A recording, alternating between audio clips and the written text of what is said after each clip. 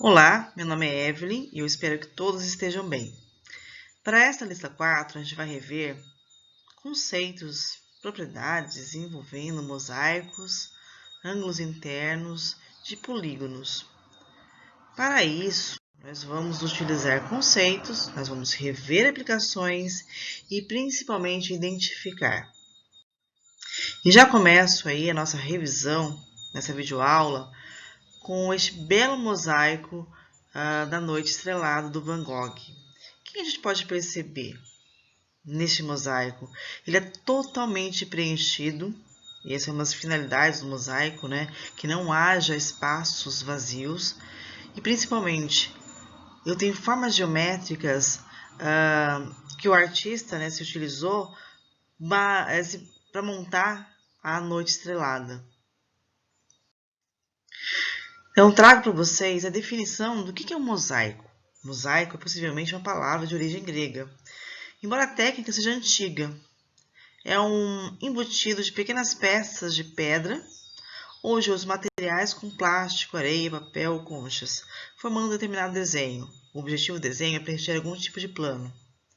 Então, se a gente for perceber, não há espaços. Não há espaços entre uma forma e outra.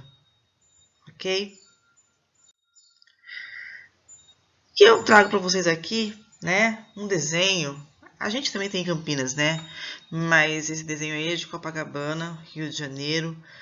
E ele é totalmente quadriculadinho, né? Faz um quadradinhos ali, preenchendo o plano. Onde a gente for olhar com mais atenção, não pode haver espaços. Então, a gente tem um ganho de área, né? Utilizando assim essas formas geométricas. Obviamente, vocês estão pensando, por que não pode ser círculos? Círculos dariam aquela... Entre um círculo e outro, né? A gente teria espaços ainda. Então, ela não tem o encaixe perfeito de um círculo para o outro. Por isso que se usa as tais formas geométricas, né? Os polígonos, que daqui a pouco a gente dá uma revisada neles. Desse lado aqui, eu coloquei para vocês a intenção desta aula, né? Trazer um pouquinho para vocês um mosaico que ele é preenchido de polígonos regulares. Então, a gente tem quadrados, triângulos, a gente tem losangos e etc. aqui. Então, eles têm um encaixe de um lado, né? O losango aqui encaixa com os lados do losango, encaixa com os lados do quadrado. Para essa economia, para esse ganho de área, tá? Então, em matemática, a gente também utiliza um termo chamado pavimentação. Então, vamos lá. Então, polígonos são figuras planas, fechadas, constituídas por segmentos de reta. São as linhas. A palavra polígono advém do grego e constitui a união de dois termos, poli e gon, que significa muitos ângulos. Então, logo de cara, a gente vai perceber que, além de segmentos de reta, que são as linhas, essas formas geométricas planas, elas também possuem ângulos internos dentro da figura e externos a esses ângulos internos. Trago para vocês também mais um pouquinho de mosaicos formados com polígonos regulares, tá? No caderno de vocês tem uma atividade bastante interessante que ele fala, não sei se vocês tiveram a curiosidade de olhar lá no finalzinho do caderno, aprender sempre, essa parte aqui, esse anexo. Opa, cara, vai terminar o ano de 2020 e não vou conseguir aprender ainda que lá tem que fazer no vídeo.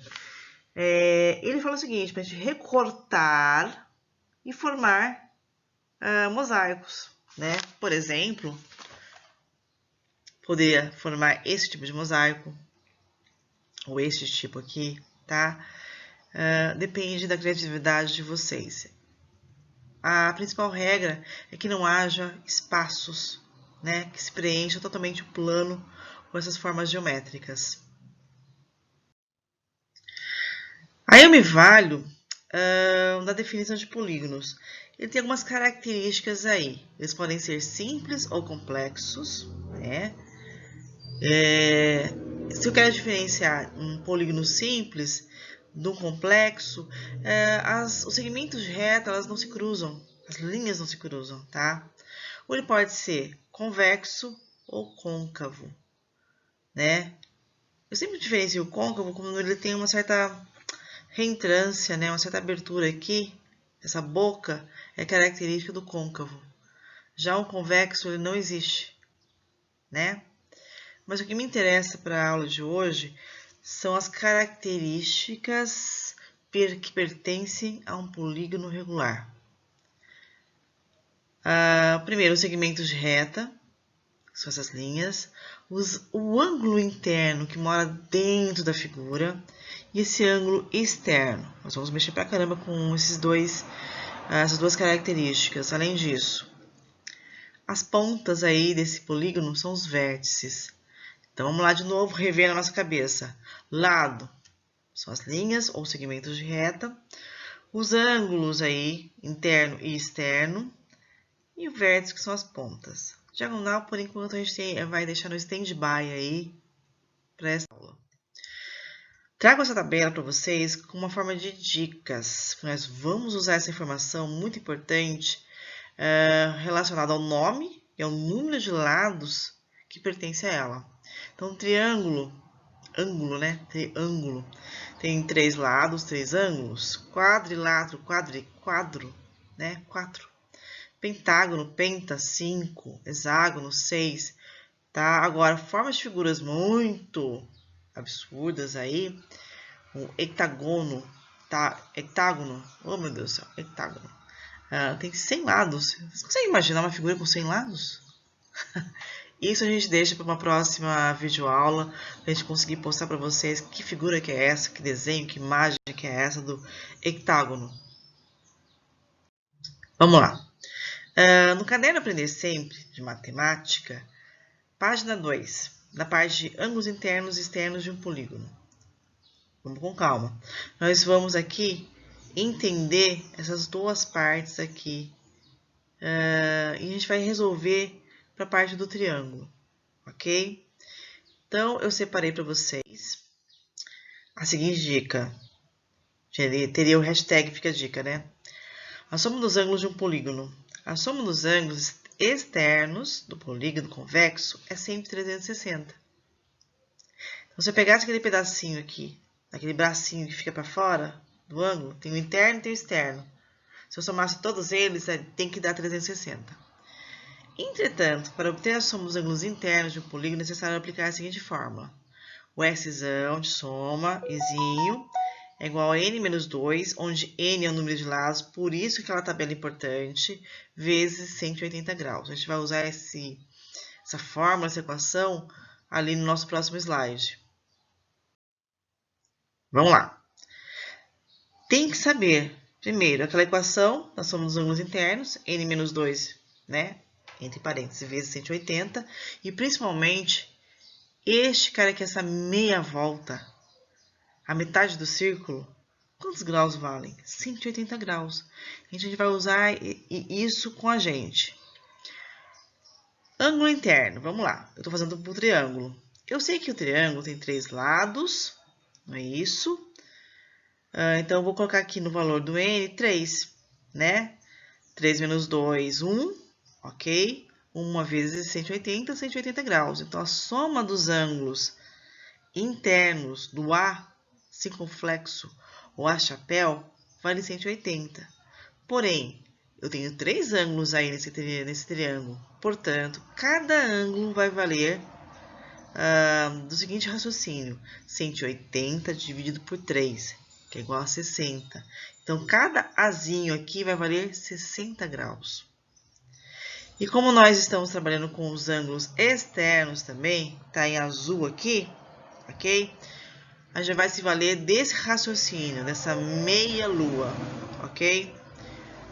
Se eu sei que um pedacinho aqui vale 60, e eu quero saber a parte azul, e eu sei que essa meia volta vai valer 180, então, qual o raciocínio que eu vou ter que aplicar? 180 menos esse pedacinho aqui que é o A chapéu. Então, 180 menos 60, 120 graus. Então, 120, 120, 120. Bate na definição da soma dos ângulos externos de qualquer polígono? Sim. Por quê? 120 mais 120 mais 120, 360 graus, ok? Então, cabe a vocês, aí na casa de vocês, fazer do quadrado, do pentágono e do hexágono, ok? Ressaltando o seguinte, se eu não sei o número de lados, eu conto aqui, ó, 1, 2, 3, 4. Isso é uma informação bastante importante para a gente conseguir resolver quais são os ângulos internos e quem é o ângulo externo. Aqui eu já, vamos lá. Essa tabela aqui a gente vai conseguir preencher de forma clara, já sabendo de antemão quem é o interno, quem é o ângulo externo e a soma dos dois. Fato, ok? Acho que não vai ter nenhuma exigência maior para vocês. Aqui eu fiz esse exercício de propósito, tá? Eu sei que essa meia volta vale 180, ok? Que é o ângulo suplementar. Então, eu monto qual tipo de equação? 75 mais x é igual a 180. E vira uma equação simples de primeiro grau. Onde o meu objetivo é encontrar o valor da letra, no caso, o x. X mais 75 é igual a 180. Esse mais 75 pula a igualdade com sinal contrário, oposto. 180 menos 75, 105 graus. Faço da mesma maneira, penso, raciocínio da mesma maneira, neste caso aqui dos 120 graus. Então, a meia-lua eu sei que vale 180. 120 mais y.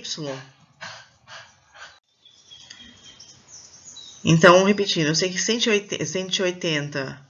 O que é 180? É meia-lua. 180 vai ser a soma de 120 mais y, aqui.